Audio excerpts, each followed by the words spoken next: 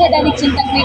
आज किसानों का कर्जा माफ किया जा रहा है, बड़े बड़े उद्योगपति का कर्जा माफ किया जा रहा है, और वहीं आज कुछ लोग बैठे हैं आज धरना प्रदर्शन पे कि उनको कर्जा मुक्त किया जाए, क्योंकि बैंक जो होता है आपको जब लोन देना होता है तो घर तक बुलाता है, पर वहीं जब आपसे जब पैसे वसूलने की बारी आती है तब उसकी जो दिशा होती है वो कुछ बदल जाती है। तो इसी के संघर्ष को लेकर और इसी की बात को लेकर आज धरना प्रदर्शन किया जा रहा है। और धरना प्रदर्शन में और क्या कुछ है, किस मुद्दों को वो बिंदु देना चाहते हैं, इन्हीं से ही बात करते हैं और जानते हैं क्यों आज वो धरना प्रदर्शन।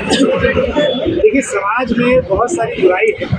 एक बुराई उसमें ये है कि समाज को पहले से ही ये लगने लगता है कि वो पीड़ित है। क्या होता है, बैंक यदि कर्जा लेता है तो लोगों को लगता है कि बैंक ने कोई एहसान कर दिया, जबकि जैसा एक व्यापारी होता है वो व्यापार करता है और उसके बाद मुनाफा कमाता है। तो बैंकों का भी ये व्यापार है, कर्जा दे करके वो लोग ब्याज कमाते हैं और ये मुनाफा है उनका, तो वो मुनाफा कमाते हैं। अब जैसे व्यापारियों को कभी फायदा होता है कभी नुकसान होता है, वैसे ही बैंकों को कभी फायदा होगा कभी नुकसान होगा। लेकिन यहाँ पर बैंकों ने अपराध ये किया है कि आरबीआई का डाटा है कि आरबीआई कहती है कि हमने भारत देश में 34 लाख करोड़ रुपए की करेंसी को चलाया है। यानी भारत देश में नोटों की गणना किया जाए, सिक्कों की गणना किया जाए तो केवल भारत देश में 34 लाख करोड़ की करेंसी है। लेकिन सरकारी बैंकों ने कितना कर्जा बांट दिया, इसकी रिपोर्ट दिखी जाए तो 85 लाख करोड़ रुपए का सरकारी बैंकों ने कर्जा बांटा। फिर उसके बाद प्राइवेट बैंक है जिन्होंने करोड़ों करोड़ों का कर्जा बांटा। उसके बाद एनबीएफसी है जिन्होंने करोड़ों करोड़ों का कर्जा बांटा। फिर उसके बाद लोन देने वाले समूह हैं जिन्होंने कर्जा बांटा। फिर उसके बाद ऐसी डिजिटल लैंडिंग प्लेटफॉर्म आ चुके हैं, उन्होंने भी लाखों रुपए का कर्जा बांट दिया। आज की डेट में आधार कार्ड पे भी कर्जा ले लो, इस पर कर्जा ले लो, अपने डॉक्यूमेंट पर कर्जा ले लो, 10th की मार्कशीट पर कर्जा ले लो, टीवी पर ले लो, फ्रिज पर ले लो, शादी पर ले लो, कपड़े पर ले लो, सब कर्जे पे चल रहा है। और ये पैसा आ कहाँ से रहा है, यही सबसे बड़ा सवाल है कि जब आरबीआई ने 34 लाख करोड़ की करेंसी छापी तो मैक्सिमम देश में जो कर्जा है 34 लाख करोड़ रुपए से ज्यादा का कर्जा हो ही नहीं सकता। लेकिन इन बैंकों ने ऐसा कैसे कर दिया कि 85 लाख करोड़ का कर्जा दे दिया बैंकों को। इस सवाल का जवाब चाहिए और सरकार से हमको जवाब चाहिए कि राज्य सरकार कर्जे को माफ करती है तो उसकी पूरी प्रक्रिया क्या है, लिखित में जवाब दे। अभी मैं बात नहीं करने वाले हम उसकी प्रक्रिया क्या है, पूरी लिखित में जवाब दे, क्योंकि मेरा भी पैसा बैंकों में है, इन सभी लोगों का पैसा बैंकों में है। तो राज्य सरकार के कर्जे माफ करने की पूरी प्रक्रिया चाहिए, केंद्र सरकार के कर्जे माफ करने की पूरी प्रक्रिया चाहिए। यदि बैंक कर्जा माफ करती है तो बैंक के कर्जा माफ करने की पूरी प्रक्रिया हमको लिखित में चाहिए, इसीलिए हम मौजूद हैं। और 34 लाख करोड़ रुपए की करेंसी है, 34 लाख करोड़ में 85 लाख करोड़ रुपए का कर्जा कैसे बांटा गया, इसके बारे में भी लिखित में जवाब दे।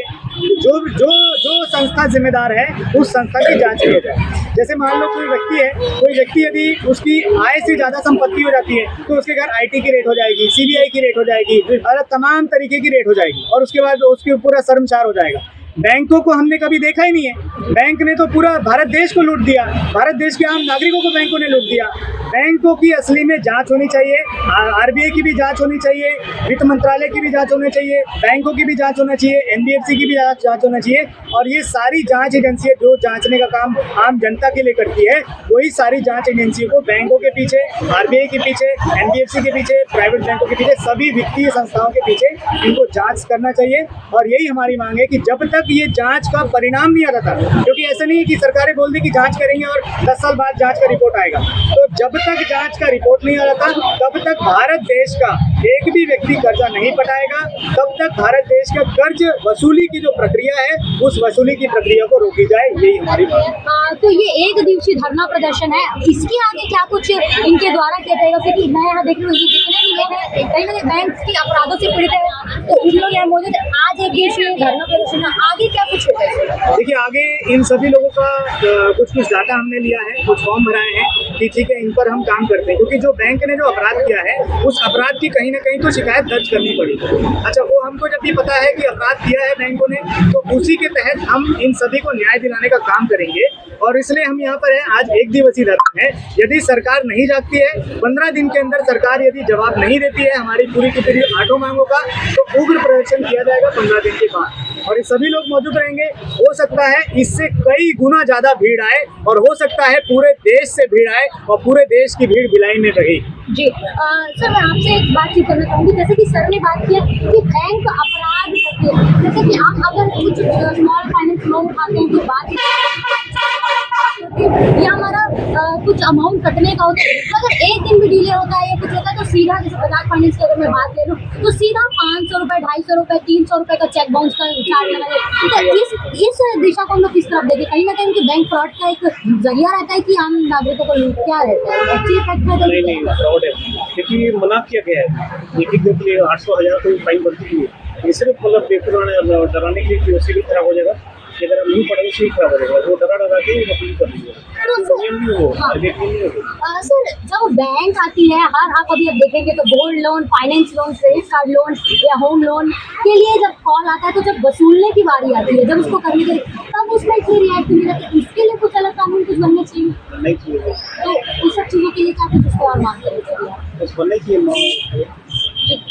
तो कहीं ना कहीं हम जब बैंक खातों में जाते हैं, एक बैंक आता है, प्राइवेट कंपनी होती है, गवर्नमेंट कंपनी होती है, आपकी एक बही खाता देख के, आपकी आय की इनकम देखकर आपको लोन देती है, लेकिन उसी जगह पे एक जगह होता है, आपको लोन देने के टाइम पे तो लोन दे देती है, लेकिन जब वसूलने की बारी होती है, अगर कुछ चंद घंटे या कुछ प्रॉब्लम या कुछ होती है, तो उसी जगह पे बैंक आपकी समस्याएं नहीं समझती, उसी सभी चीज़ों को लेकर और भी समस्या होगी।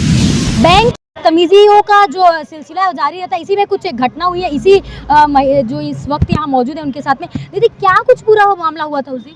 वहाँ पे ये हुआ कि हमको 2 बजे आए घर में आने के बाद बोले कि सीनियर से बात करना करके लेके गए थे, तो मेरे को अकेला ले जा रहे थे। मेरे पति बोले मेरी पत्नी को अकेले लेके नहीं जाऊँगा करके, तो वो साथ में गए, उनको नहीं लेके जाना चाह रहे थे